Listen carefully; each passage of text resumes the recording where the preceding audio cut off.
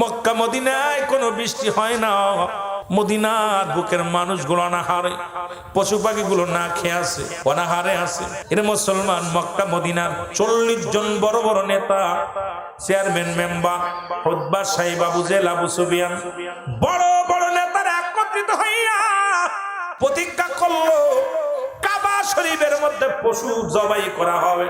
পশু হত্যা করে রক্তের মধ্যে হাত দিয়ে কাবার মালিকের কাছে প্রার্থনা করলে বৃষ্টি হবে।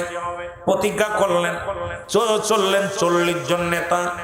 এবার আবু তালিব ঘরের মধ্যে বসে আছে আমার দানবীরে নিয়ে। আব্দুল মুত্তালিবের কাছে সাহেব এসে বলে, আবু তালিব রে, বাড়ি আসোনি?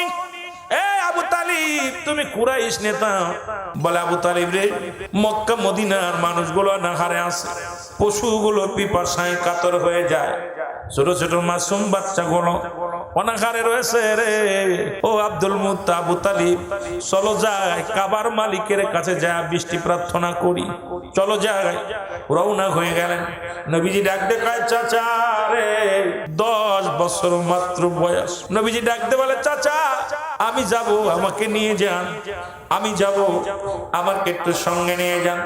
আবু তালেব কয়, ভাতিজা রে, তুমি ছোট্ট মানুষ, তুমি যাইতে পারবা না রে বাবা, কারণ আরবের বড় বড় নেতারা আসবে, ওখানে কেউ কি করে ঢুকতে দিবে না, আমার ইজ্জত থাকবে না। আবু তালেব কয়, বাবারে নেওয়া যাবে না।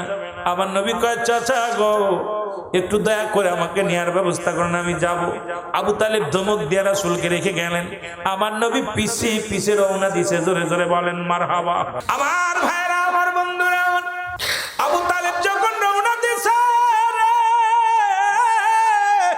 আবু তালিব পিছে পিছে, আমার নবীজি আবু তালিব পিছন দিকে তাকায় দেখে রে, কাবা শরীফের সামনে দয়াল নবী, মায়ার নবী, রাহমাতাল লিল আলামিন হাজির হয়ে গেছে। ছোট্ট মানুষ, 10 বছরের বালক। আবু তালেব কাজ কি ইজ্জত থাকবে না?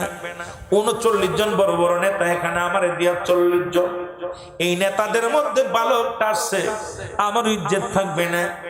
এবার ভিতরে গেলেন, কয় তুই যাবি না, দূরে দাঁড়া করে রাখলেন আমার নবীরে। আমার নবী দাঁড়ায় আছে, মেঘমালা ছায়া দেয়, জোরে বলা যাবে না সুবহানাল্লাহ। মেঘমালা আমার হুজুরে ছায়া দেয়। সবাই ভিতরে ঢুকলেন, ঢুকিয়া পশু জবাই করিয়া রক্ত পাতিলের মধ্যে থুইয়া সবাই শপথ করলেন, এ কাবার মালিক, কাবারে বৃষ্টির মালিক, বৃষ্টি দাও, তাড়াতাড়ি বৃষ্টি দাও। সারাদিন পার হয়ে যায়, বৃষ্টি আসে না। সবাই সন্ধ্যা লাগবো ভাব, সবাই চিন্তা করে আজকে লাভ হবে না, আগামীকাল কাঁদবো। সবাই ফিরে আসলেন। আমার নবী কয়, চাচা গো, বৃষ্টি তোমার দিল না, বৃষ্টির মালিক তো বৃষ্টি দিল না। কয়, ভাতিজারে বেশি বলো না, কথা বলো না। আজকে আমরা 40 জন বড় বড় নেতা ওই কাবার কাছে কানলাম, বৃষ্টি হলো না। পশু জবাই করে রক্ত ছুঁয়ে কসম করে কত প্রার্থনা করলাম, প্রার্থনা কবর হলো না। আমার নবী কয়, চাচা গো, বৃষ্টির মালিকের কাছে চাইতে জানলে আমার মালিক ফেরত দেয় না, আমাকে একটাবার সুযোগ দাও, আমি বৃষ্টির মালিকের কাছে বৃষ্টি চাইবো, রব্বে কারিম বৃষ্টি দান করবে। জোরে জোরে চিল্লায় বলেন মারহাবা। এ দুনিয়ার মুসলমান,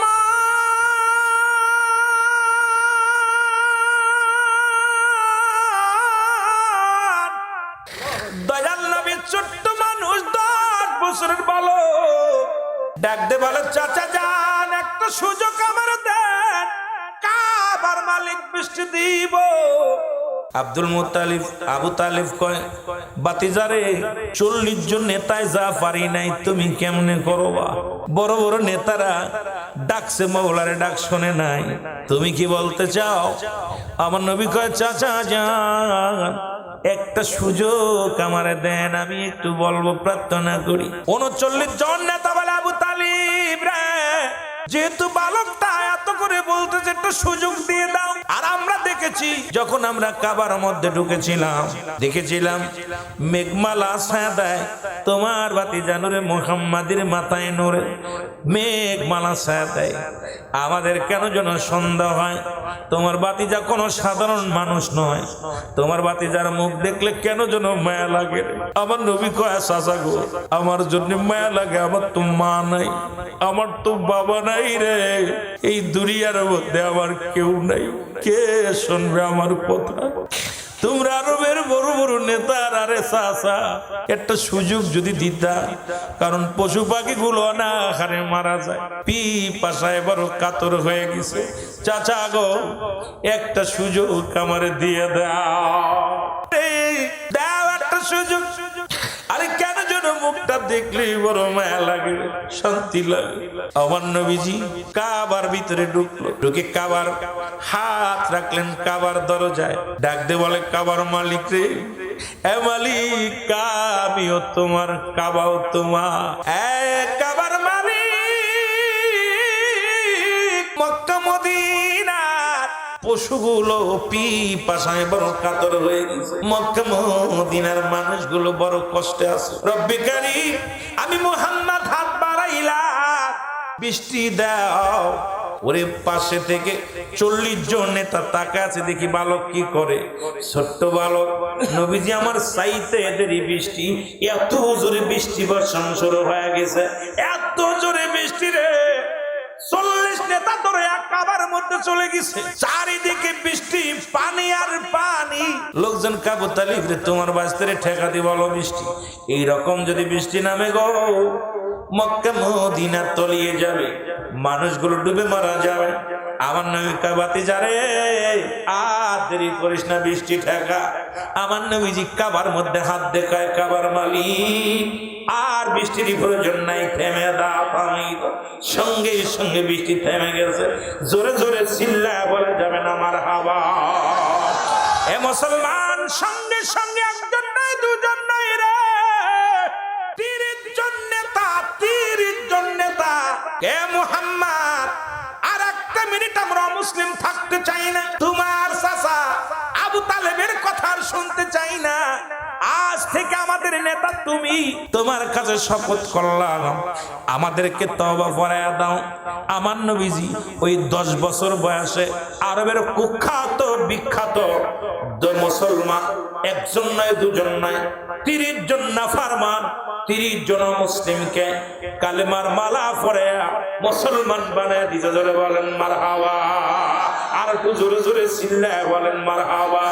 ও নবীর কালিয়ার বেশে কঠিন মরুর দেশে মেসরাইতেন বনে জঙ্গলায়,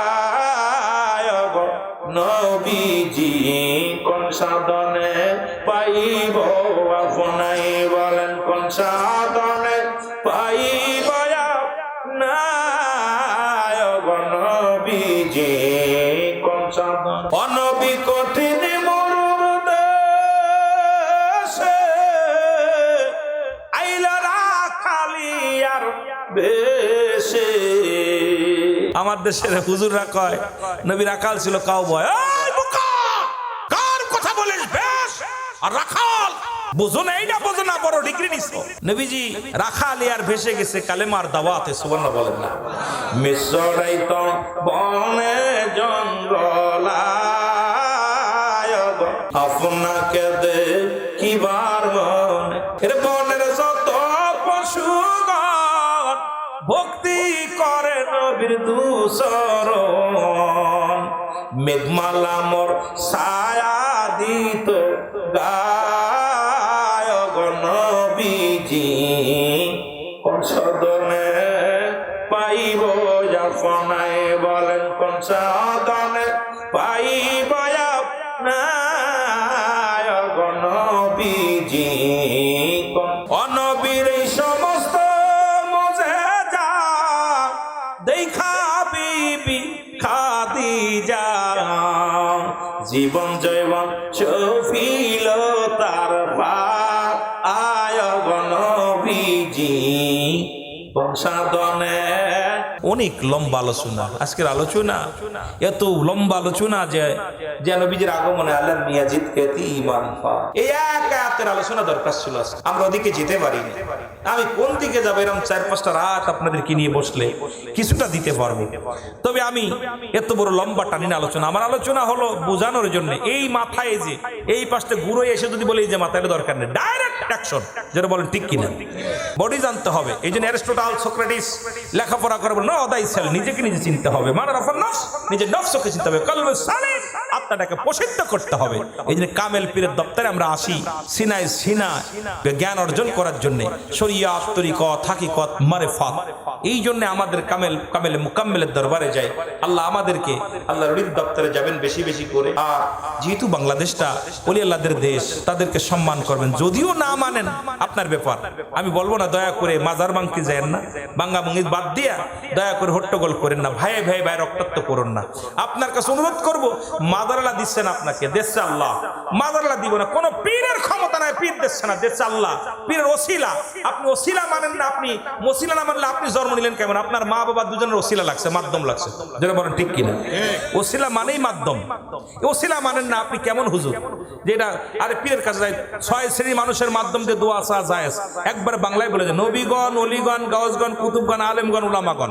অথচ ইমাম সাহেবের কাছে যায়, হুজুর একটু দোয়া করেন, আমার মা অসুস্থ। হুজুর কি দেব তোরে? যদি পীর সাহেব দিতে না পারে, ইমাম সাহেব দেবে কেমনে?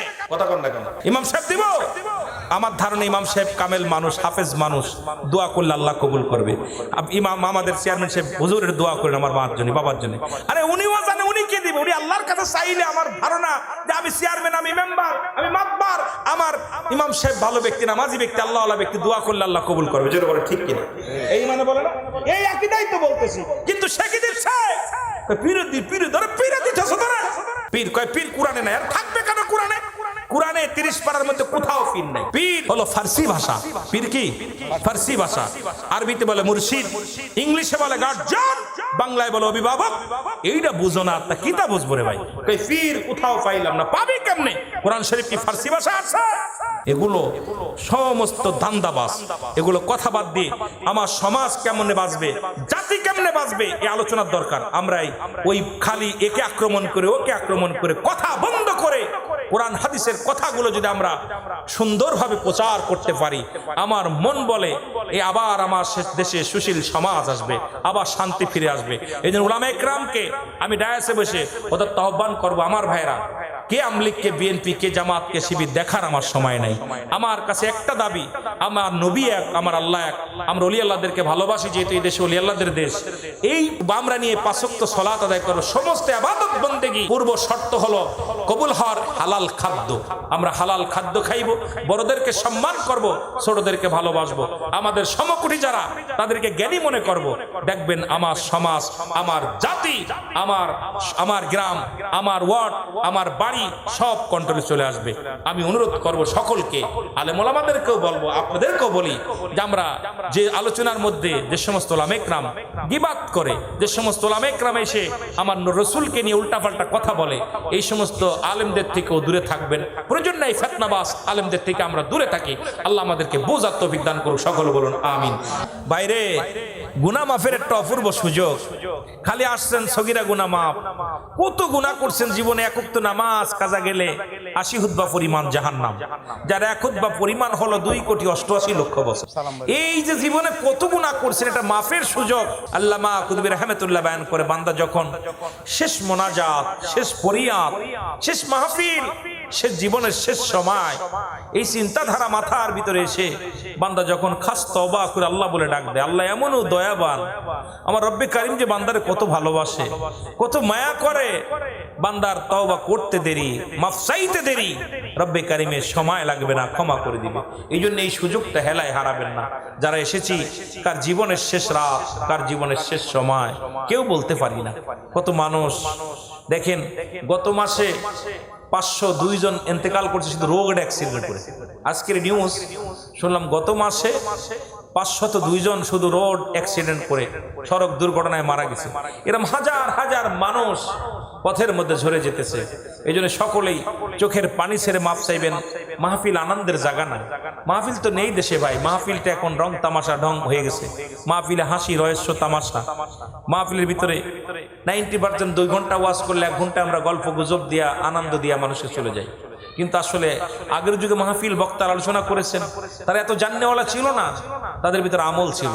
তাদের আলোচনা শুনে বেনামাজি নামাজি হয়েছে, বেপর্দা মানুষগুলো পর্দার মধ্যে আসছে, যে মানুষগুলো পিতামাতার অবাধ্য ছিল তারা বাধ্যর মধ্যে আসছে, সমাজ পরিবর্তন হয়েছে। আর এখন ওয়াজ হচ্ছে ঘরে ঘরে, বেহাইপানা ল্যাংটা বেহাইপানা শুরু হয়ে গেছে।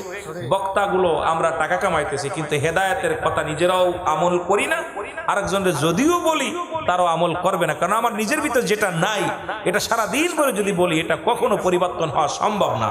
এই জন্য আপনাদেরকে অনুরোধ করব, আমি গুনাহগার, আমি বড় আলেম না, আমার বাড়ি মাগুরা জেলা, সবাই দেখছেন। যদিও আমি একাধিক টেলিভিশন আলোচনা করি, সত্য ইসলাম, তহিদিরি, মুর্শিদ, আমার আপনার আজানের আমি আজান দিই, আপনার অধিকাংশ টেলিভিশন আজান দিই, আপনার বাড়ি বসে বসে শোনেন। কিন্তু দুঃখের বিষয় হলো সরাসরি আসি নাই, এত দূর থেকে মাহফিলে আসছে। এক দেশের গালি এক দেশের বলি, যদিও না পারি বুঝাইতে, আপনাদের ভাস্তের সমান, ছেলের সমতুল্য, দয়া করে একটু দিলের কান্ডা লাগা আলোচনা শুনবেন। আল্লাহ যেন আমাদের সবাইকে মাফ করে, সকল বলুন আমিন।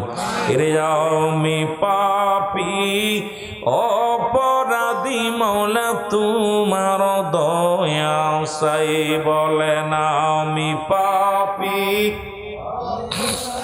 এরে তুমি যদি না করো দয়া,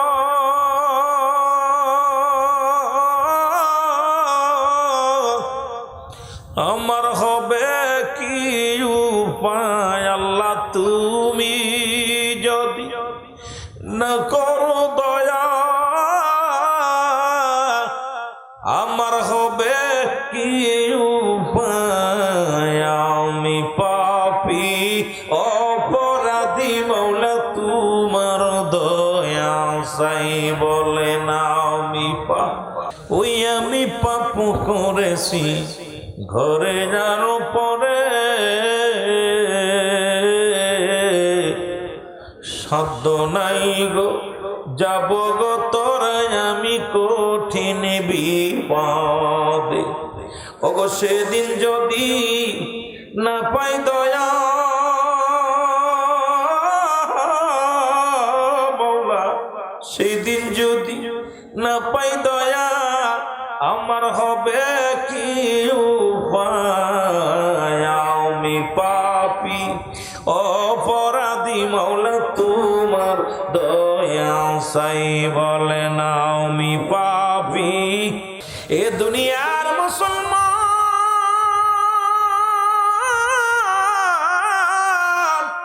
এখন গুনাহগুলো মাফ হয়ে গেল এখানে বসার কারণে।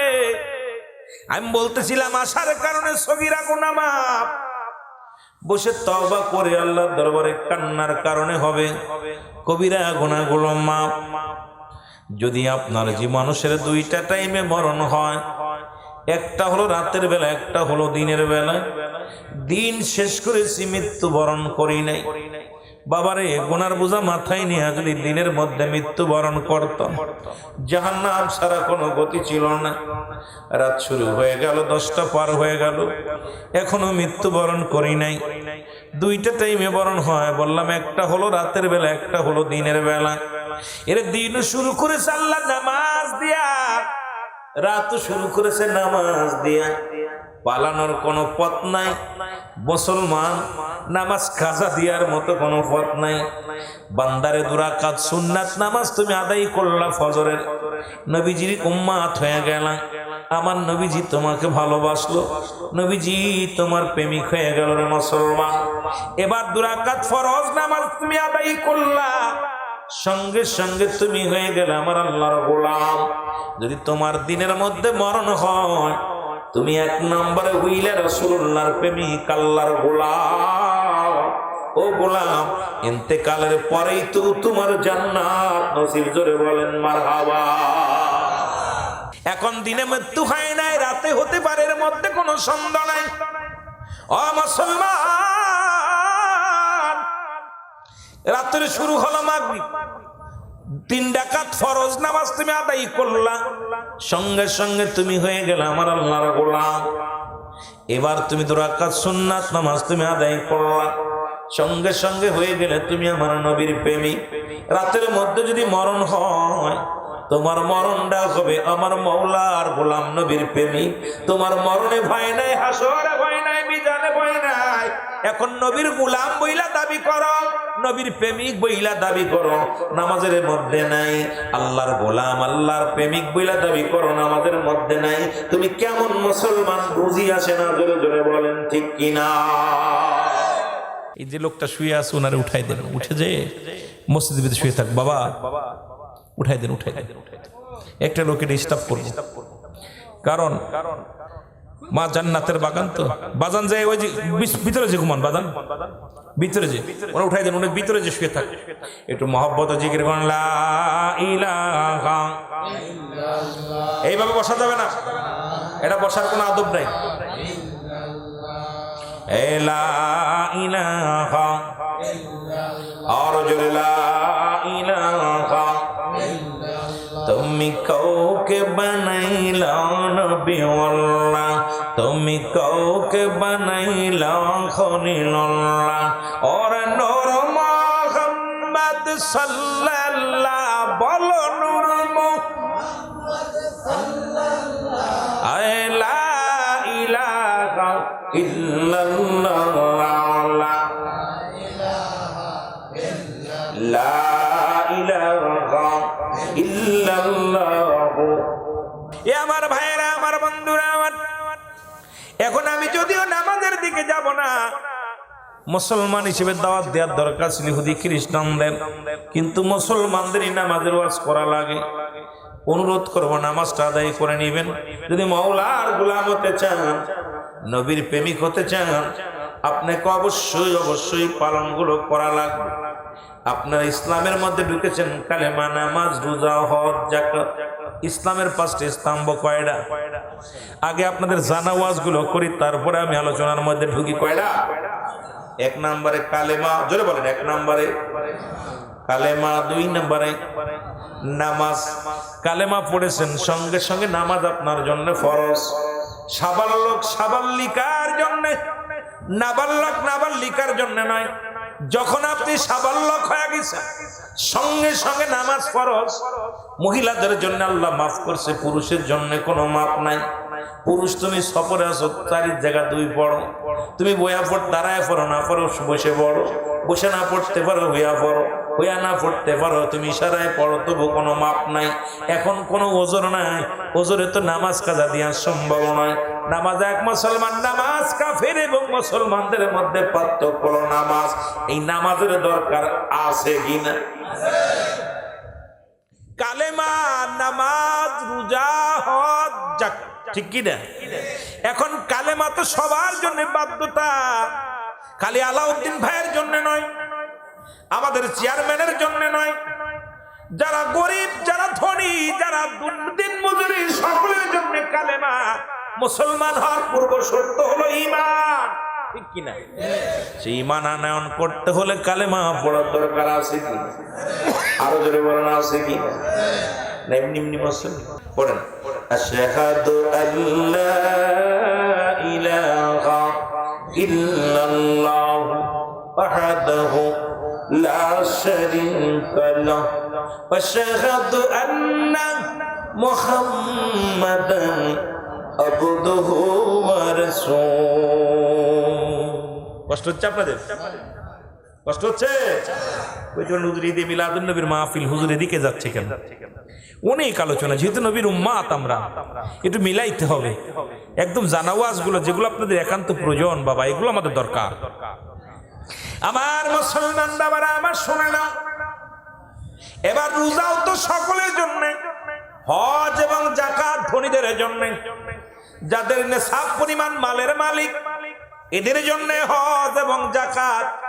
কিন্তু কালেমা, নামাজ, রোজা প্রত্যেকটা মানুষের জন্য, ধনীদের জন্য, গরিবের জন্য, ঠিক কি না? না বাদ আছে? কথা মাপ নাই। কিসের জন্য? আখির নবীর উম্মত হইলাম আমরা। আখির নবীর আদর্শ, নবীর কাছে 4টা জিনিস ছিল প্রিয়। কয়টা জিনিস? যারা বলেন কয়টা? রাসূলকে ভালোবাসেন কে কে? নবীরে ভালোবাসেন কে কে? তো হাত তোলে। বাসেন তো? এখন নবীর গুণে গুণান্বিত হওয়ার দরকার আছে কিনা? আরো জোরে বলেন, আছে কিনা? রাসূলুল্লাহর কাছে 1 নাম্বার প্রিয় ছিল নামাজ। তুমি নবীর উম্মত বলে দাবি করো, আযান হয় মসজিদে ঘোরমাট দিয়া। তুমি নবীর উম্মত বলে দাবি করো, আযান হয় মসজিদে, তুমি থাকো কোথায়? দোকানে। তুমি কেমন নবীর উম্মত? রাসূলুল্লাহর কাছে এক নাম্বার আজকে ঈদে মিলাদুন নবী পালন করে, এক নাম্বার পেয়েছিল নবীজির কাছে নামাজ। আসতে কইতেন নিবে, একটু জোরে বলেন না। আমারে আপনার এর আগে পরে ওয়াস্তরি মিডিয়াতে শুনছেন কিছু কথা বোঝা যাচ্ছে। একটা হলো জুমলায় খবরি, একটা জুমলায় হিংসা। বক্তা মনের ভাব প্রকাশ করলে শ্রোতা বুঝতে পারে না, বক্তা যা বলতে এটাকে জুমলায় হিংসা বলে, মনের ভাব প্রকাশ বুঝতে পারে না। আর একটা হলো বক্তা যখন মনের ভাব প্রকাশ করে শ্রোতা সহজেই বুঝতে পারে, এটাকে জুমলায় খবরিয়া বলে। কিন্তু আমি তো চেষ্টা করতেছি খবরিয়া হিসেবে আলোচনা করার, একদম শালীন ভাষায়, বইয়ের ভাষা। আমরা আঞ্চলিক ভাষা না, আমি বইয়ের ভাষা ব্যবহার করতেছি, যেটা আপনাদের জন্য বোঝার জন্য একদম ছোট বড় সবার বোঝা উচিত। এরপরে যদি বোবা মেরে থাকেন, আমি মনে করি আমার না নাই ভালো ছিল। নবীরে ভালোবাসি তো সবাই, নবীর কাছে এক নাম্বার প্রিয় ছিল নামাজ। জোরে বলেন মারহাবা। এক নাম্বার প্রিয় কি? আরো জোরে বলেন। আমাদের কাছে কি হওয়ার দরকার? জোরে বলেন, এক নাম্বার কি হওয়ার দরকার? নবীর কাছে যদি নামাজ হয়, আমাদের কাছে কি? টেলিভিশন, ভিসিআর, টেলিভিশন, গানের যাত্রা, কিসের? নামাজ হওয়ার দরকার আছে। ঘুমানো ভালো না নামাজ ভালো? জোরে বলেন। নবীর কাছে প্রিয় ছিল এক নম্বরে নামাজ, দুই নম্বরে নবীর কাছে প্রিয় ছিল তার সাহাবীগণ বা উম্মতগণ। আমাদের কাছেও প্রিয় হওয়ার দরকার, এক ভাই আর এক ভাইকে মহব্বত করো।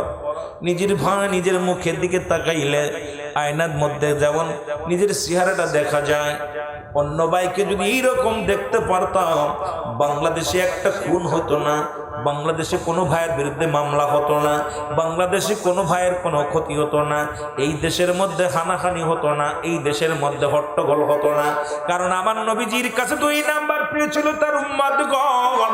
আমাদের কাছে হওয়ার দরকার ছিল একজন মুমিন আর একজন মুমিনকে নিজের জীবনের চাইতে অধিক পরিমাণ ভালোবাসা।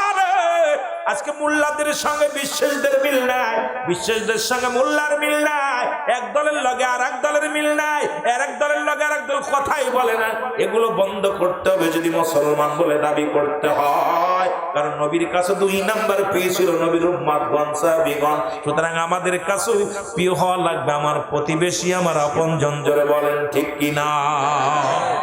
চেয়ারম্যান যিনি, উনি সবাই ওনার জনপ্রতিনিধি। যদি উনি একদিকে তাকায়, কিয়ামতের ময়দানে একশো হয়ে উঠবে। কে ভোট দিল আর না দিল দেখার বিষয় না। যেহেতু ইউনিয়নের প্রতিনিধি, ধনী গরিব সবাই তার প্রিয় মানুষটা। যদি বলেন ঠিক কিনা? যদি কিছু দিতে না পারে, তবে হৃদয় থেকে তাদেরকে গ্রহণ করবে ভালোবেসে। রব্বুল আলামিনের দরবারে উচ্চ মাকাম, তাদের নিয়ামত আল্লাহ দান করবে। সুবহানাল্লাহ বলেন। কিন্তু আমার দেশে কি সেটা আছে? আছে বলেন আছে? কেউ কারুর দেখতে পারি না, কারুর লোকই কারুর লোক। এক বক্তা আর এক বক্তার শত্রু, এক পীর আর এক পীরের শত্রু, এক মৌলবী আর এক মৌলবীর শত্রু। নবীজি বলছে বাল হুয়া কিলাব, এই দুনিয়াটা হলো পচা দুর্গন্ধ মরি। মানুষের চরিত্র হলো কুকুরের চরিত্র। কুকুর যেমন মরি পাইলে খুশি হয়, সে যেমন আর মানুষগুলো সম্পদ পাইলে খুশি হবে। আজকে দেখেন 100 টাকার জন্য মানুষ মানুষকে বিদায় করে দিচ্ছে। 50 টাকা, 200 টাকা, 500 টাকার জন্য এক ভাই আরেক ভাইকে খুন করতেছে। নিজের বাবা নিজের ভাই মিলে আপন ভাইয়ের চোখ উপড়ে নিচ্ছে সম্পদের জন্য। জোরে বলেন ঠিক কিনা? এগুলো দেখতেছেন না আপনারা? আমার নবীজি যে কথাগুলো বলছে, আমার আল্লাহর বিধানগুলো, রাসূলের বিধানগুলো একটু খেয়াল করবেন। খালি ওয়াজ শুনবেন আর জি জি বলবেন না। আমি যদি রং বলি, বলবেন হুজুর আপনি রং বলতেছেন। কারণ আমি আপনাদেরকে রং কথা বলার জন্য আসি না। আমার কবরে যেতে হবে, আমাদের জবাব দেওয়া লাগবে রব্বে কারিমের কাছে। অধিকাংশ আলেম, 3 শ্রেণী আলেম জাহান্নামে যাবে। 3 শ্রেণী আলেম জাহান্নামে যাবে। তার মধ্যে 1 নাম্বার আলেম হলো যিনি এলেম অর্জন করছে, দুনিয়ার মধ্যে এলেম অর্জন করছে অন্যকে পরাজয় করার জন্য। তার আলোচনা, তার এলেম অর্জনটাই হলো কোন ভাবে অন্যকে পরাজয় করানো যাবে, কোন ভাবে কাকে ঘায়েল করা যাবে, নিজে বড় আলেম সাজবে। 2 নাম্বার আলেম যিনি দুনিয়ার ধন সম্পদ উপার্জন করার জন্য এলেম অর্জন করেছে। 3 নাম্বার আলেম যে ব্যক্তি নিজের নাম যশ খ্যাতি অর্জন করার জন্য আলেম হয়েছে, এই 3 শ্রেণী আলেমদেরকে জাহান্নামে ছুঁড়ে মারা হবে। এদের এত অপমানিত অপদস্থ করা হবে, এমনকি আগুনের নদীতে তাদের ফেলে দেওয়া হবে। এই আগুনের নদীর মধ্যে তারা সাঁতার কাটবে। তাদেরকে অপমান অপদস্থ, জালেমরা যত ইজ্জত পাবে তত বেইজ্জত হবে। কারণ আপনারা সাধারণ মানুষ, আপনারা তো রব্বুল আলামিনের কাছে জবাব দিয়ে আল্লাহ আমি জানতাম না, কিন্তু আমি জবাব দিব কি? এই জন্য আমরা যারা আলেম আছি, হক কথাগুলো ও সত্য কথাগুলো যদি আমি আপনাদের তুলে না ধরি, যদি না বলি, আমার রব্বুল আলামিন আমাকে ছাড়বে না। জোরে বলেন ঠিক কিনা? কঠিন বিচার। আমরা আলেমরা, আমাদের আলেমদের কঠিন, আমাদের যে দায়িত্ব, এই দায়িত্বটা যদি পালন করতাম, আমার মন বলে সমাজ ভালো হতো, পরিবর্তন হয়ে। সমাজ পরিবর্তন না হওয়ার পিছনে আমি আলেমদেরকে দায়ী করি। হয়তো অনেক আলেম বলবে, রুহুল আমিন ভাই আপনি আমাদের নিজের দুর্নাম নিজে নিচ্ছেন। হ্যাঁ ভাই, আমার বিবেচনায়, আমার গবেষণায় আমি যেগুলো দেখেছি সেটা আমি বলতেছি। কারণ আমাদের ভিতরে এখনো একতা হতে পারিনি। মুখে বলি একটা, অন্তরে বলি আল্লাহ কমিনান নাস, মানুষের মধ্যে মায়া করু, তারা বলবে আমার না তো ঈমান আছে বিল্লাহি আল্লাহর প্রতি আমি লাউ মিলা আখিরা আখিরাতান বিস্তার স্থাপন করছে ওয়া বিমুমিনিন। একদল মুনাফিক বেঈমান মানুষের মধ্যে আছে, এটা রব্বুল আলামিন নিজেই স্পষ্ট করছে। সূরা বাকারার মধ্যে প্রথমেই শুরু করছে, নাস শব্দের অর্থ হলো মানুষ। এই মানুষের মধ্যে অসংখ্য মুনাফিক, অসংখ্য বেঈমান, অসংখ্য ধোঁকাবাজ, এগুলো আছে কিনা? আল্লাহ কেদের জন্য রেখে দিলাম মুইদ্দাতিল কাফির, ওই কাফের বেঈমান মুনাফিকদের জন্য আমি আল্লাহ প্রস্তুতি রাখলাম 7টা জাহান্নাম। কয়টা যাবেন? কেডা যাবেন নি? কেউ রাজি আছেন? রাজি আছেন? আল্লাহ কয় যারা ইমানদার মুমিন, যারা আমি আল্লাহকে ভালোবাসে, আমার রাসূলের অনুসরণ করে, এদের জন্য আমি রেখে দিলাম মুইদ্দাতিল মুমিনিন, মুমিন মুত্তাকিনদের জন্য আমি আল্লাহ প্রস্তুতি করে রাখলাম 8টা জান্নাত। আস্তে কইতেন না জোরে কইতেন? কেডা যাবেন নি রে ভাই? একটু হাত উঠান না, কষ্ট হচ্ছে নি? 2টা সংবাদ দিছে আল্লাহ কয় যে আমি কাফের বেঈমান মুনাফিকদের জন্য একটা জায়গা রাখছি, আর ইমানদার মুমিনের জন্য একটা জায়গা রাখছি। আল্লাহ তো ব্যবস্থা করেছে, একটা জায়গা শান্তির জায়গা আর একটা ভালো জায়গা, খারাপ জায়গা, 2টা জায়গা আমি রেখে দিয়েছি স্পষ্ট। যদি বলা হতো এখান থেকে আপনাদের নবীনগর গেলে পুলিশে ধরবে, আপনি যাবেন? এই পথে গেলে ডাকাতি ধরবে, যাবেন? আমার যদি আপনি বলেন যে হুজুর রাত্রিতে চলে যাবেন, এই পথ দিয়ে গেলে ডাকাতি ধরবে, আমি কি যাবো রে ভাই? 100 কিলো ঘুরে যাবো, না হলে আমি শুয়ে থাকবো মসজিদের বারান্দায়, কথা কইতেন নি, তাও যাইতাম।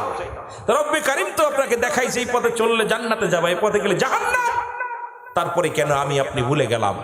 এই রব্বে কারীম আপনাকে আমাকে ছাড়বে না। 2 নাম্বার প্রিয় ছিল রাসূলের কাছে তার উম্মতগণ, 3 নাম্বার প্রিয় ছিল নবীজির কাছে তার বিবিগণ। সুবহানাল্লাহ বলেন না? আর বাংলাদেশে এখন অবস্থা খুব খারাপ, এই 3 নাম্বারটা একেবারেই মানতেছে। আপনার বউ আমার কাছে ভালো লাগে, আমারটা আপনার কাছে ভালো লাগে, কথা কি আছে না মিছে? কথা বোঝেননি? রাসূল বলছে আমার 3 নাম্বার প্রিয় হলো আমার বিবিগণ। অর্ধঙ্গিনী, যেমন গায়ে যদি ময়লা লাগে, পোশাকে যদি ময়লা হয়, এটা ধৌতকারীর কাছে সুন্দরভাবে ধুয়ে গায়ে দেয়া হয়, তদ্রূপ আপনার বিবির গায়ে যদি ময়লা লেগে যায়, এটা পরিষ্কার করবেন কেমনে? এটা তো ব্যবহার করতে হয়। কিন্তু আজকে বাংলাদেশের মধ্যে পর্দা না থাকার কারণে প্রতিটা বাড়ির মধ্যে জিনা ব্যভিচার অন্যায় লেগে গেছে।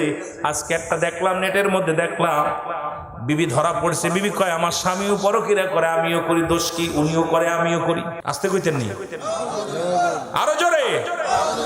তাহলে আজকে আমার সমাজ, আমার জন্য আমার বিবি নষ্ট হয়।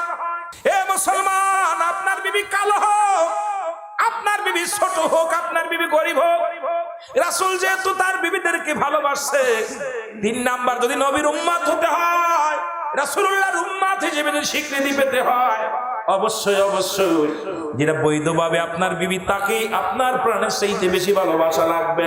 অন্যদিকে নজর দিবেন না, আমার দেশে জিনা হবে না। অন্যদিকে নজর দিবেন না, ব্যভিচার হবে না, জুলুম হবে না, অন্যায় হবে না।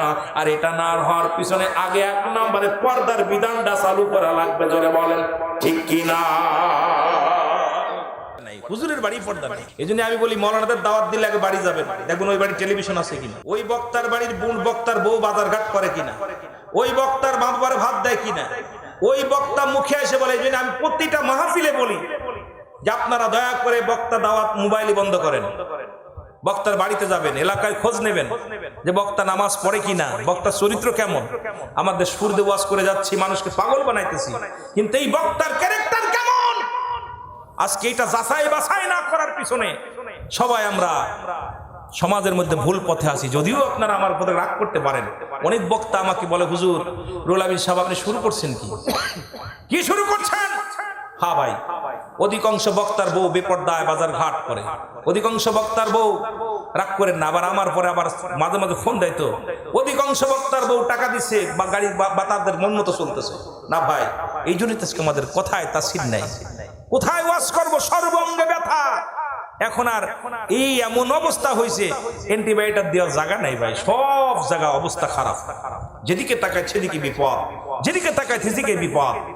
আর এই বিপদের কারণে এই জাতি সমাজকে আমরা নোংরা পথে নিয়ে গেছি। আজকে এই যে সামনে বসে আছেন কিছু মুরব্বী, দরকার ছিল ইয়ং গুলো, এরা যদি গান হতো আপনাদের মাঝে, এইদিকে এলাকার মধ্যে বেশি গানের পালা ছিল, এই গান যদি হতো এলাকায় মানুষের অভাব হতো না, জোরে বলেন ঠিক কিনা? কিন্তু জান্নাতের বাগান ওগুলো আসে নাই। অথচ রাসূল বলছে, যারা যারা দুনিয়ার মধ্যে যারা যুবকগুলো, যুবতী 18 বছর যুবক আর 16 বছরের যুবতী, যুবক বয়সে জান্নাতে, বুড়াগুলো দিবে না জান্নাতে। তাহলে আমাদের জান্নাতে যা যুবক, জান্নাতের বাগানটা আগে ধরার দরকার ছিল, জোরে বলেন ঠিক কিনা? কিন্তু আমাদের নাই, যুবকরা নাই, নাই যুবকরা না থাকার পিছনে যে কারণ একটাই বললাম, একটু মহব্বতে বলেন, আমার সাদের জীবন বিফলে গো সোনার জীবন, ও নবীজি আপনাই না পাইলে, বলেন সাদের জীবন বিফলে নবীজি আপনাই। এর কোরআন আর হাদিসে শুনি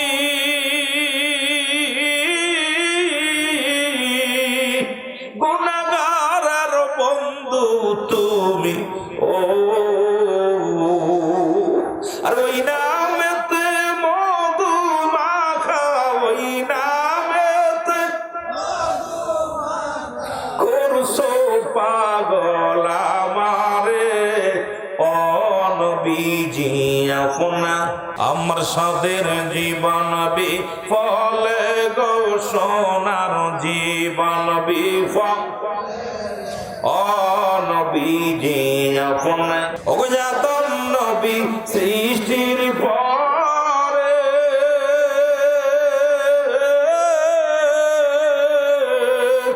অজ্ঞার শ্রেণী সেই সেজদায় পড়ে গো, আদম নবী ক্ষমা পাইল, আদম নবী আমার দয়াল নবীর, ও নবীজি তোমার এ দুনিয়ার মুসলমান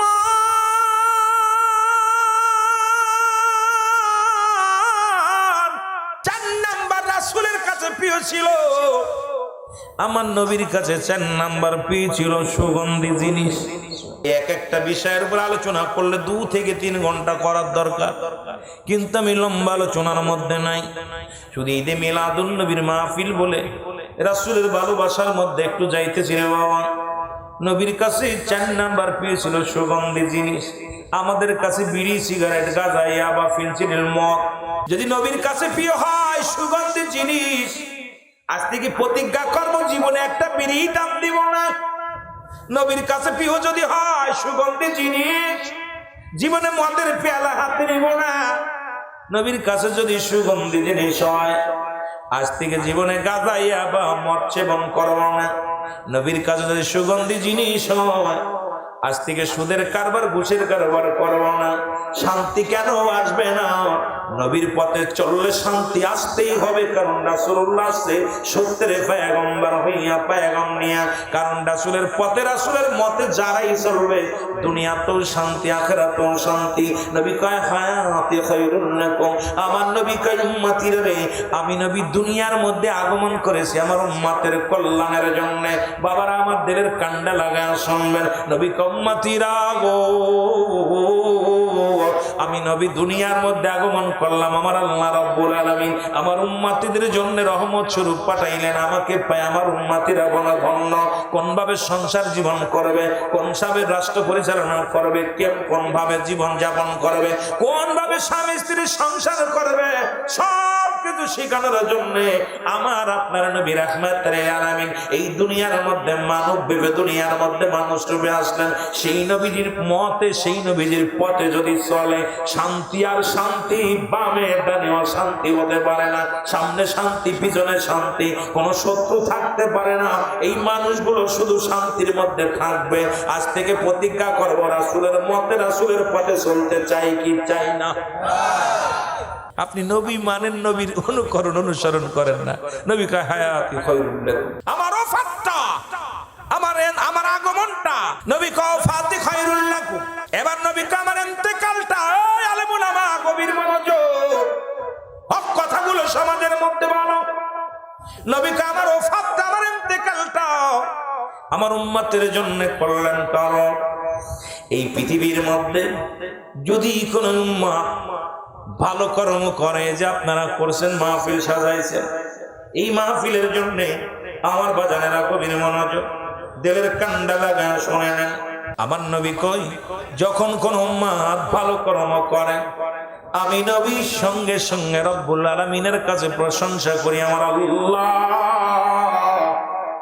অমুক গ্রামে আমার অমুক উম্মাত নামাজ পড়েছে, রোজা রাখছে, জিকির করে, কোরআনের মাহফিলে বসছে, আমি রব্বুল আলামিনের কাছে প্রশংসা করি আমার আল্লাহ। আল্লাহ গো, চেয়ারম্যান সাহেব ভালো একটা কাজ করতেছে, মেম্বার সাহেব ভালো কাজ করতেছে, রব্বুল আলামিনের দরবারে আমি প্রশংসা করি আমার উম্মতের হইয়া। আবার কোন উম্মত যখন গুনাহের কাজ করে নবী কয় আমার উম্মতের সইয়া আমি রব্বি কারীমের দরবারে ইস্তেগফার করি, ক্ষমা চাই। ও যুবক, এমন নবীর উম্মত হইলা গো, একবার কি তোমার মনে পড়ে না, একবার কি চোখে পানি আসে না? আমার নবী ডাকতে বলে উম্মতিরা রে, আমার কোন উম্মত যদি গুনাহের কাজ করে আমি নবী সঙ্গে সঙ্গে আল্লাহর দরবারে ইস্তেগফার করি, ক্ষমা চাই।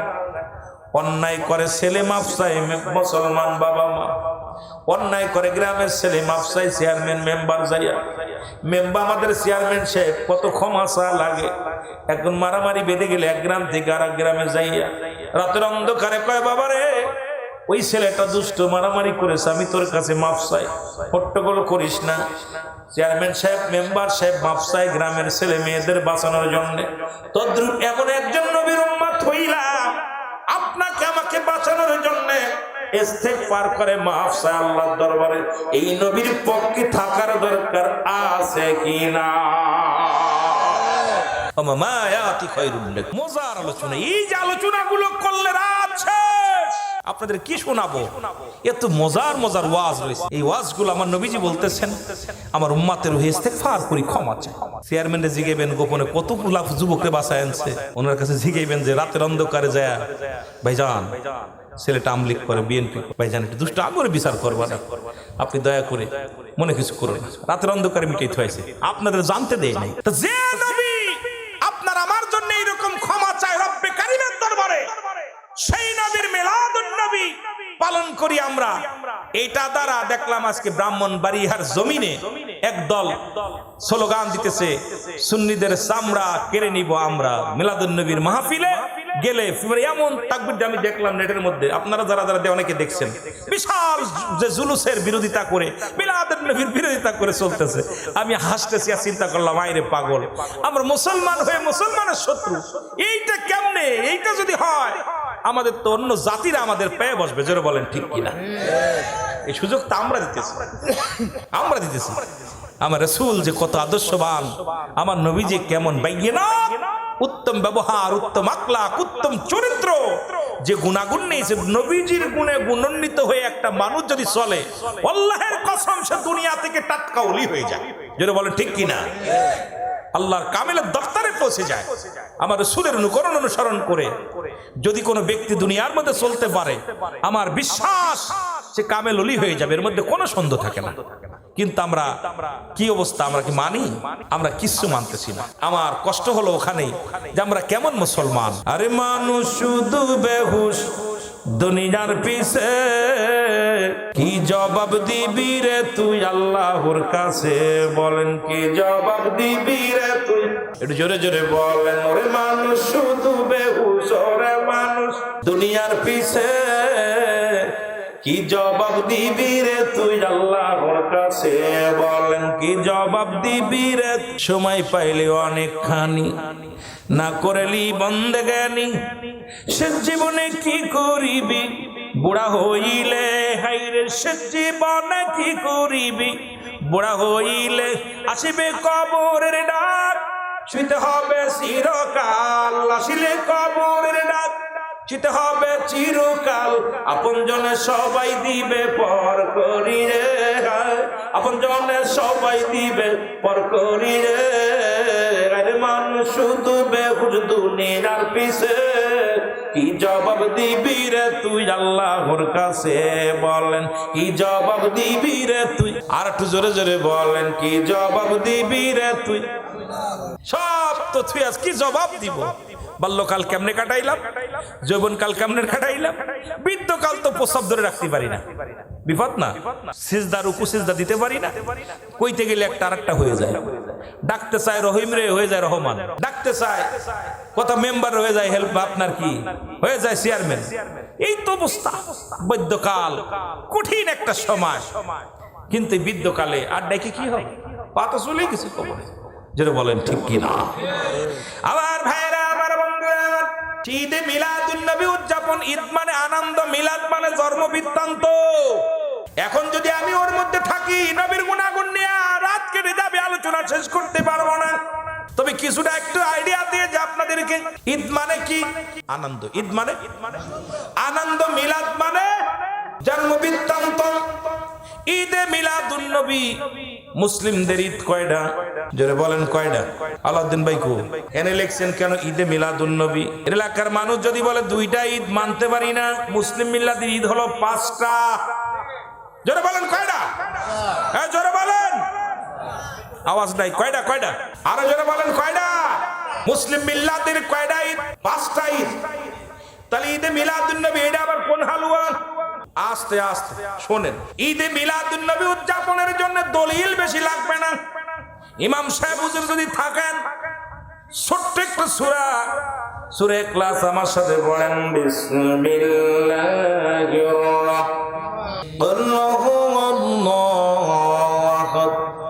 আল্লাহুস সামাদ লাম ইয়ালিদ ওয়া লাম ইউলাদ ওয়া লাম ইয়াকুল লাহু কুফুয়ান।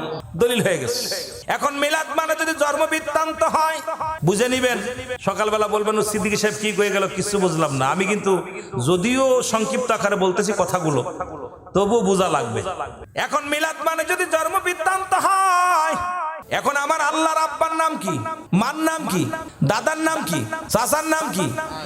কথা কয় না? একমাত্র মিলাদ নাই আমার আল্লাহর, মিলাদ আছে পৃথিবীর সমস্ত মাখলুকাতের।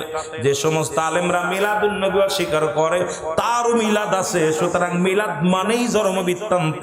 ওনার বাড়িতে যে গরু ছাগল আছে, এটারও মিলাদ আছে, এটারও জন্ম আছে। জোরে বলেন ঠিক কিনা? বুঝার অভাব, বুঝার অভাব। কারণ আল্লাহ বলে আমি, এ হাবিব আপনি বলে দেন আমি আল্লাহ এক। কে বলতেছে? যেটা বলেন কে? আল্লাহ বলে সূরা ইখলাসের তাফসীরটা শোনেন, অর্থটা কি? এবার আল্লাহ বলে আমি আল্লাহ এক, কাউকে আমি জন্ম দিই নাই, কারো থেকে জন্ম নিই নাই। আসমান জমিনের মধ্যে আমার সমতুল্য সমকক্ষ আর কেউ নাই। মুসলমান শুনে নাও, এই পৃথিবীর মধ্যে, এই পৃথিবীর সবাই আমার আমার মুকাফিক্কি, আমি কারোর মুকাফিক্কি নই।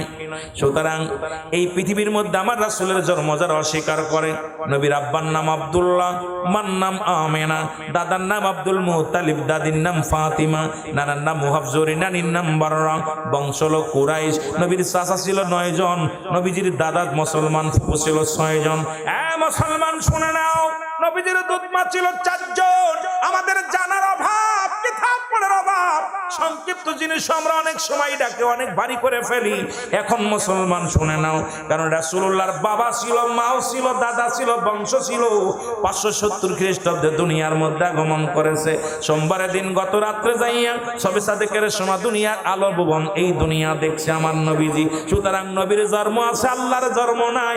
একমাত্র মিলাদ নাই আমার আল্লাহর, মিলাদ আছে সমস্ত মাখলুকাতের। জোরে বলেন না মারহাবা। পাইছেন? কথা বুঝতে পারছি? কথা কন না মিলাদ আছে, মিলাদ আপনারও আছে। এখন মিলাদ দিয়ে যারা বাড়াবাড়ি করে, মিলাদ নাই কার? আসতে না জোরে কইবেন, নাই কার? আল্লাহর মিলাদ আছে কার? স্রষ্টার মিলাদ নাই, সৃষ্টির মিলাদ আছে। আমার বাবার এখন হলো ঈদ। ঈদ হলো মুসলমানদের 5টা ঈদ। 1 নাম্বার ঈদের নাম হলো ঈদে মিলাদুন নবী সাল্লাল্লাহু আলাইহি ওয়াসাল্লাম, সুবহানাল্লাহ বলেন। 2 নাম্বার ঈদের নাম হলো ঈদুল ফিতর। 3 নাম্বার ঈদের নাম হলো ঈদুল আযহা। 4 নাম্বার ঈদের নাম হলো ইয়াউমুল জুম্মা। 5 নাম্বার ঈদের নাম হলো আরাফাতের ময়দান। যে মৌলবী ফতোয়া দেয় ঈদে মিলাদুন নবী জায়েজ নয়, এই মৌলবী মেম্বারে বইয়া কয় আজকে ঈদের দিন, গরিবের হজের সমতুল্য দিন। ওরে মৌলবীর ধরে মাথায় মারতে হবে একটা বাড়ি। হুজুর এই মিলাদুন নবী মানিস না, তাই ঈদুল মিলাদ ঈদে মুসলমান ইয়াউমুল জুম্মা, এইটা আবার কেমনে ঈদ হয় তার জিগাইতে হবে। জোরে জোরে বলেন ঠিক কি না? কয়টা ঈদ পাইছেন? পাইছেন? আইরে বাবা, ডায়াসে বইয়া কয় আজকে আপনাদের কপাল যে আগে আছে সে একটা উটের সব পাইছে, পাশে আইছে হরিণের সব পাইছে, আর আজকের দিন হলো গরিবের হজের সমতুল্য দিন। কয় কি কয় না? কথা কয় না? হুজুরে জি গাইবেন, হুজুর গো কিতা হইতে রে বা এটা যে কইলেন ইয়াউমুল জুম্মা, মুসলিম মিল্লাত গোটা পৃথিবীর মধ্যে সর্বোত্তম সবচেয়ে বড় ঈদের নাম হলো ঈদে মিলাদুন নবী সাল্লাল্লাহু আলাইহি ওয়াসাল্লাম। জোরে বলেন মারহাবা। এখন এইটা না মানার পিছনে যুক্তি আছে। রাগ করবেন নি? রাগ করবেন? ওলামা একরাম অনেক সময় রাগ করে। না মানার পিছে ঈদুল ফিতরে পাওয়া যায় যাকাত ফিতরার টাকা। চেয়ারম্যানের কাছে গেলেই শাড়ি পাওয়া যায়, টাকা পাওয়া যায়। 10,000 5,000 ইতিমখানা মাদ্রাসা দিছে হুজুর, কিছু দিতেন, হুজুর যাকাত ফিতরের মাসে টাকাটা দিয়ে দিলেন, এটা পাওয়া যায়। আর ঈদুল আযহায় পাওয়া যায় গরুর চামড়া, ছাগলের চামড়া, মেশির চামড়া। আগেতে দেখছেন না আপনারা বড় বড় সাইনবোর্ড লাগাই দিছে, আপনার পবিত্র ঈদুল আযহার চামড়াটা আমাদের লিল্লাহ বোর্ডিং, মিল্লা এতিমখানা লিল্লাহ বোর্ডিং এ দান করেন। পাইছেন না বাবা? এখন দেয় না, কারণ আমি বিগত যারা আছে এখন যারা আছে ধন্যবাদ জানাই, যাদের চামড়া গরুর চামড়া কেনে না, ছাগলের চামড়া চেনে না। যদি বলে ঠিক কিনা? একটা পোস্টার ছাপাইতে হয় 10 টাকা খরচ, ছাগলের চামড়া মাত্র 10 টাকা। ও বেচবে কে আর নেবে কে, ভাড়া দেবে কে? এখন চামড়া ব্যবসায়ীরা বন্ধ হয়েছে। এই চামড়া ব্যবসায়ীদের কাছে ঈদ হলো 2টা। তারা ঈদে মিলাদুন নবী মানে না, কারণ তারা ঈদে কোনো লাভ হয় না, ঈদে তাদের লস হয়। আর আমরা যারা সুন্নি, আমরা এই পকেটের টাকা খরচ করে ঈদে মিলাদুন নবী উদযাপন করি। যারা বলেন ঠিক কিনা? কথা কি বোঝেন? ক্লিয়ার? ক্লিয়ার করে নেবেন। কথা বোঝেননি? ক্লিয়ার করে। আমাদেরকে এইগুলো প্রতিটা বক্তার দরকার, এইভাবে পার্ট টু পার্ট ছোট্ট করে হলো বুঝায় যদি দিতে পারি। কারণ আমরা ওই যে বললাম যে আমরা তো সুবিধাবাদী। 1 হলো ঘড়ি দেখি, 1.5 ঘন্টা 1 ঘন্টা হয়ে গেলে আলহামদুলিল্লাহ। 2 হলো যদিও মাসলা মাসাইল নিয়ে আলোচনা করলে শ্রোতা শুনতেও চায় না বেশি। এরা শ্রোতাও আছে, শ্রোতা চিন্তা করে বক্তার শ্রোতা, কমিটি শোনে সুর, বক্তা শোনে টাকা, এই হয়েছে অবস্থা। জোরে বলেন ঠিক কিনা? শ্রোতা সোজে সুর, কমিটি শোনে ভাইরাল। কোন বক্তা ভাইরাল? এই ভাইরাল বক্তা খুঁজতে খুঁজতে কমিটি শেষ। আর শ্রোতা সরে কোন বক্তা সুর ভালো আছে, আর বক্তায় খালি টাকা চেনে, কত টাকা উঠবে হাদিয়া। জোরে বলেন ঠিক কিনা? এই 3টা জিনিস এখন অবস্থা খুব খারাপ। আমি রুহুল আমিন সিদ্দিকী যেইটু ভাই 1,80,000 পারতাম না যাইতে, অবস্থা খুব খারাপ। হাই হাই, মন তো চাই 2টা কথা শুনতে, এখন 1 লাখ দিব কেমনে? কথা কন না, রাগ করেননি? করেন রাগ। অথচ 1 লক্ষ টাকা নিয়ে যদি একটা মাদ্রাসা করতো, একটা জেলার মধ্যে যদি 5টা মাদ্রাসা করতো, দিনে এলেম চর্চা হতো, আলেম ওলামা বাইর হতো ভাই। কথা কয় না কেন? এই 1 লাখ 1.5 লাখ টাকা নিয়ে যদি মাদ্রাসার খাদেম হাজার হাজার কোরআনের তালিম হতো। কিন্তু আমরা করতেছি বাড়ি গাড়ি, বিশাল। এই জন্যই বলি বক্তার বাড়ি যেতে হবে। বিশাল বাড়ি করেছি, বিশাল গাড়ি, ভিআইপি গাড়ি, কিন্তু ইসলামের জন্য কি করেছি? রব্বুল আলামিনের কাছে ধরা পড়তে হবে। এই জন্য ওরে মানুষ শুধু বেহুশ দুনিয়ার পিছে, কি জবাব দিবি রে তুই আল্লাহর কাছে? বলেন কি জবাব দিবি রে তুই? আরো জোরে বলেন কি জবাব দিবি রে তুই? কুল্লু মান আলাইহা ফান, সব শেষ করে দিবে কে? কথা কয় না। আমার আব্বার কথা কইতেছি, কোরআন হাদিসকে আমার আব্বার জন্য স্পেশাল হইছে। আল্লাহ বলেন বান্দারে এই দুনিয়ার মধ্যে যা কিছু আছে সব আমি চূর্ণ বিচূর্ণ করে দিব। বাবা কে কষ্ট পেন না, কথা বুঝাইতে গেলে হয়তো অনেকের গায়ে পড়বে, মনে কিছু করবেন না। কথা বুঝেননি? ওই দুজন ওয়াজ করতেছে, ইমাম সাহেব ওয়াজ করছে, ইয়াকা নাবুদু ওয়া ইয়াকা নাস্তাইন, পিছনে কানা নামাজ পড়তেছে। কথা বুঝেননি? ওর মেজাজ খারাপ হয়েছে। কথা বুঝেননি? এখন কানা কয় তুই আমার নামে সূরা পড়লি কেন? ইমাম সাহেব করছে, তা কি বলবো? কয় আমার পাশে যে বুবা রয়েছে, কয় বুবা ইয়াবুদু। কথা বুঝেন? তুই বুবার নামে পড়লি না, কুরআন নামে পড়লি না, আমি কানার বিরুদ্ধে কথা বললি কেন? কথা বুঝেননি? এন ইমাম সাহেব কয় বাবা রে তোর তো কইনি, আমি কি ইয়াকা নাবুদু ইয়াকা নাস্তাইন। তা তুই কানা কইছিস, কইছে তুই ইয়াও কানা কইছিস, কানা বুধু কইছিস। কথা বুঝছিস? তা আমাদের দেশে যদি এখন গায়ে পেঁচাই নিয়ে কেউ জঞ্জাল করে তাহলে তো আমার কিছু করার নাই। তবে বোঝার জন্য অনেক কথা বক্তা বলতে হবে। আমি আপনাদেরকে বলে যাই, আল্লাহ বলেন বান্দার এই জমিনটা আমি রাখবো না, এই জমিনের মধ্যে যা কিছু আছে আমি রব্বে কারীম সব কিছু চূর্ণ বিচূর্ণ করে দিব। এই জমিনের যত পানি আছে 3 ভাগ পানি 1 ভাগ মাটি। রব্বুল আলামিন কুরআনুল কারীম থেকে বলতেছে বান্দা শোনো, এই জমিনের পানিগুলো সব আমি পুড়ায়া তামা কি বানায়া দিব, ছাই বানায়া দিব। আর জমিনে যত মাটি আছে সব মাটিগুলো পুড়ায়া আমি রব্বে কারীম তামা বানায়া দিব। যেদিন কিচ্ছু বলতে কিচ্ছু থাকবে না, সেদিন থাকবো শুধু আমি আল্লাহ। যেদিন আপনি থাকবেন না, আমি থাকবো না। আরে দুনিয়ার মধ্যে কার জন্য সুদ খান, কার জন্য ঘুষ খান, কার জন্য জিনা ব্যভিচার করেন, এই দেহ গড়লেন, কত সম্পদ বানাইলেন, এখনই আপনি চোখ দুটো বন্ধ করে দেখেন, এই দুনিয়ার সম্পদ খাবে লোকে, আপনার দেহ খানা খাবে পোকে। খুব যত্ন করে বডি বানাইছেন, আরে এটা মশায় কামড় দিলে কষ্ট লাগে। এই বডি খানা খাবে পোকে, আপনার সম্পদ খাবে লোকে। ছেলে খাবে, মেয়ে খাবে, ছেলে মেয়ে না থাকলে বাচ্চারা খাবে, তারা না খালে প্রতিবেশী খাবে, সে না খাইলে সরকার নিয়ে যাবে। কিন্তু আমার বডির অধ্যায় দায়িত্ব কেউ নিবে না। আমি যে হারাম খাইলাম, আমি যে ঘুষ খাইলাম, আমি সুদ খাইলাম, এই সম্পদ ভাগ করে নিবে, কিন্তু আমার পাপের ভাগটা কেউ নিবে না। ছেলে নিবে না, মেয়ে নিবে না। কেন আমি এত পাপ করব? কার জন্য সুদ খাই, কার জন্য ঘুষ খাই, কার জন্য ব্যভিচার করি, অন্যায় করি? কষ্ট লাগে আল্লাহ, আমার পাপের ভাগটা তো কেউ নিবে না। এই দুনিয়ার সম্পদগুলো লোকে ভাগাভাগি করে নিবে, কিন্তু আপনার বডিখানা পোকা মাকড়ে খাবে। বাবারে আমার, এই ব্রাহ্মণ বিবাড়িয়ার জমিনে একজন আল্লাহর আশিকের পাগল, এই পাগলরে 1 কদিন আগে ওই হবিগঞ্জের জমিনে 1 বছর পরে একজন আল্লাহর ওলি দেহখানা উঠাইছে। খোদাকে কসম করে বলি, গায়ের একটা পশম পরে নাই, একটা পশম পচে নাই। ছেলে বলতেছে আমার আব্বা জান এমন আমলদারি ছিল, তাহাজ্জুদের নামাজ পড়তো, জিকির আজকার করতো, জীবনে ভালো মন্দ খায় নাই, জীবনে সারা জীবন কেঁদে কেঁদে বুক বাসাইছে। একজন মসজিদের ইমাম সাহেব ছিলেন, নামাজও পড়াইছে, একজন কামেল ব্যক্তি ছিল, তার গায়ের একটা পশম পরে নাই। হাদিস খানা আমি প্রথমেই বলছি, মুসলমান মেরকাত সরে মেরকাতের 10ম খণ্ড 722 নম্বর পৃষ্ঠা, তাফসীরুল বায়ান 5ম খণ্ড 524 নম্বর পৃষ্ঠা। কারণ আমি দলিল নাম্বার দিতেছি, পৃষ্ঠা নাম্বার দিতেছি, না পাইলে বলবেন হুজুর আপনি রং করেছেন, আগে খুঁজে নেন।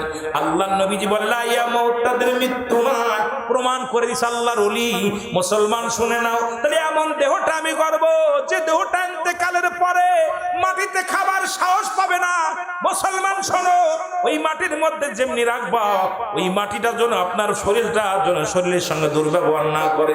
আর আপনি হারাম হালাল খাইয়া দেহখানা গড়িয়া রং তামাশা করিয়া দুনিয়া থেকে বিদায় নেবেন, এই দেহখানা পোকা মাকড়ের খোরাক হয়ে যাবে।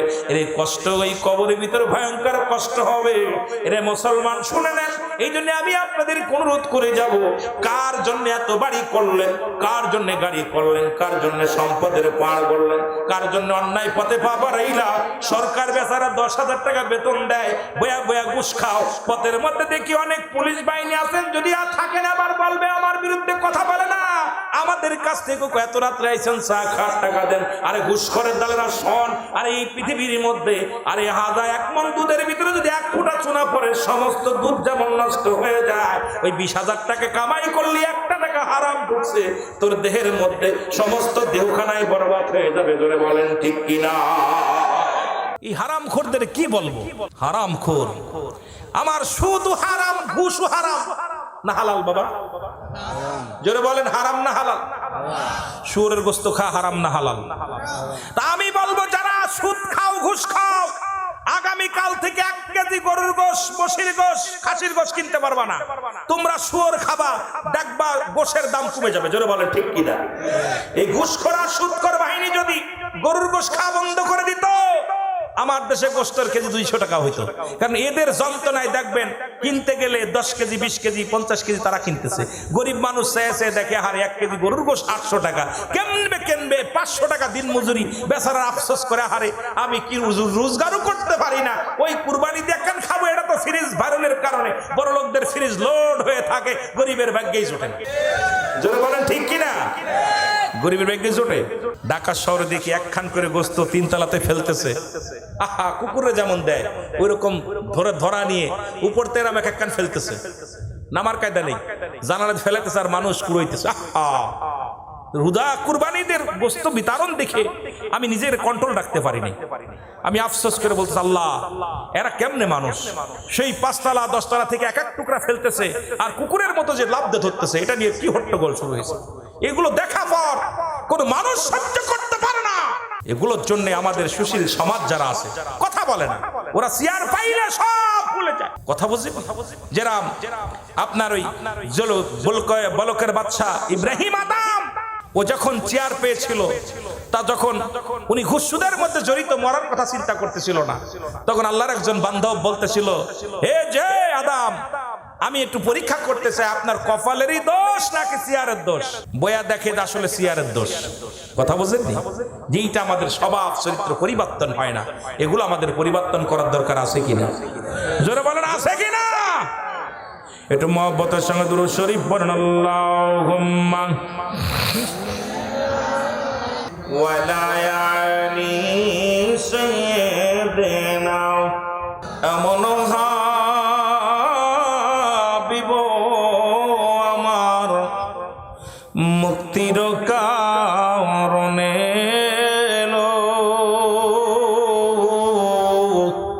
ও ফাতের পরেও নবীজি পাপী উম্মতিরে না ভুলিল।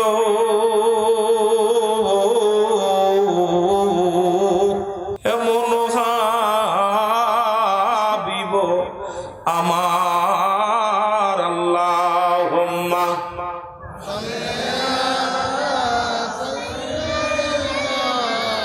মাওলানা মুহাম্মদ। এ আমার ভাইরা, আমার বন্ধুরা, আমার রাহমাতুল লিল আলামিন আসলেন এই দুনিয়ার মধ্যে, আগমন করলেন।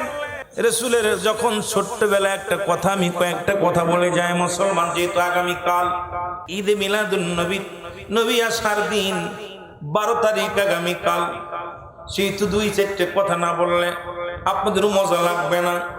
এমন নবীজির নবীদের নবী, মা আমিনার গর্ভে আসলেন নূর থেকে। যদি আব্দুল মুত্তালিবের কথা, আব্দুল্লাহর কথাগুলো যদি বলতে যাই, লম্বা আলোচনা। নবীজির চাচার সংখ্যা ছিল 9 জন। কয়জন? জোরে বলেন কয়জন? 9 জন। একটু পরিচয় দিয়ে যায়।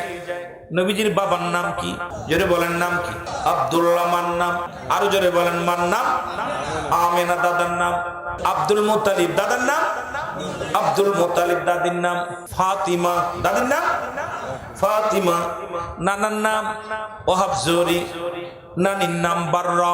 নানির নাম বাররা। বংশ হলো কুরাইশ বংশ। রাহমাতুল লিল আলামিনের চাচার সংখ্যা ছিল 9 জন। কয়জন? আব্দুল মুত্তালিবের সন্তান ছিল 10 জন। নবীর বাবা জান সবচাইতে ছোট, নাম হলো আব্দুল্লাহ।